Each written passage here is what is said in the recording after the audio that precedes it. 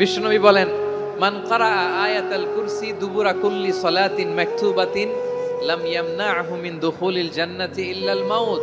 প্রত্যেক ফরজ নামাজের পরে যে আয়াতুল কুরসি পড়বে তার জান্নাতে যাওয়ার ক্ষেত্রে আর কোনো বাধা থাকে না, একটা জিনিস ছাড়া, সেটা হচ্ছে মৃত্যু, মরণ। লোকটা মরে না তাই জান্নাতে যায় না, মরলেই জান্নাতি। এই আয়াতুল কুরসির এই আয়াতে আল্লাহ তাআলা খুব স্পষ্ট ভাবে নিজের পরিচয় তুলে ধরেছেন। আবার সূরাতুল ইখলাসের ভেতরে আল্লাহ তাআলা খুব চমৎকার ভঙ্গিমায় তিনি নিজের পরিচয় তুলে ধরেছেন। অনুরূপ ভাবে সূরা হাশরের শেষ 3 আয়াতেও আল্লাহ তাআলা খুব চমৎকার ভাবে নিজের পরিচয় তুলে ধরেছেন। আওয়াজ করে পড়ুন সুবহানাল্লাহ।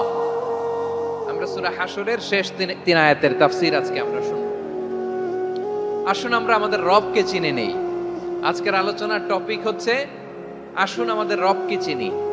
আসুন আমাদের, সবাই বলুন, আসুন আমাদের রবকে চিনি। আজকের আমার ঢাকা বিভাগের প্রোগ্রাম থেকে, এই নবাবগঞ্জ বারুয়াখালীর প্রোগ্রাম থেকে আমরা আমাদের রবকে চিনে যাব ইনশাআল্লাহ। বলেন সবাই। সূরা হাশরের শেষ 3 আয়াতের একটা বিশেষ ফজিলত আছে, এটা আপনারা পড়বেন। কি ফজিলত? বিষ্ণু সাল্লাল্লাহু আলাইহি ওয়াসাল্লাম বলেন, মান ক্বালা হিনা ইউসবিহু সালাসা মাররাতিন আউযু বিল্লাহিস সামিউল আলিম মিনাশ শাইতানির রাজীম সুম্মা ক্বারাআ সালাসা আয়াতিন মিন আখিরি সূরাতিল হাশরি ওয়াক্কালাল্লাহু বিহি ৭০,০০০ মালাকিন ইউসাল্লুনা আলাইহি ওয়া ইন মাতা ফি যালিকাল ইয়াউমি মাতা শাহীদান।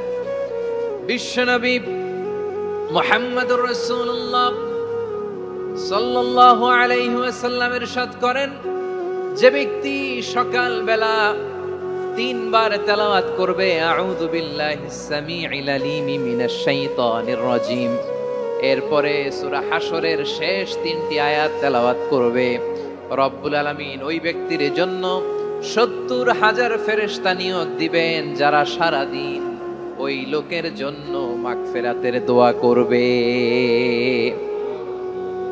শুধু এখানেই শেষ নয়, বিশ্বনবী ফরমান, ওয়া ইন মাতা ফি যালিকাল ইয়াউমি মাতা শাহীদান, ওই দিন যদি ওই ব্যক্তিটা ইন্তেকাল করে সে শহীদ হয়ে কিয়ামতের দিন আল্লাহর সামনে দাঁড়াবে।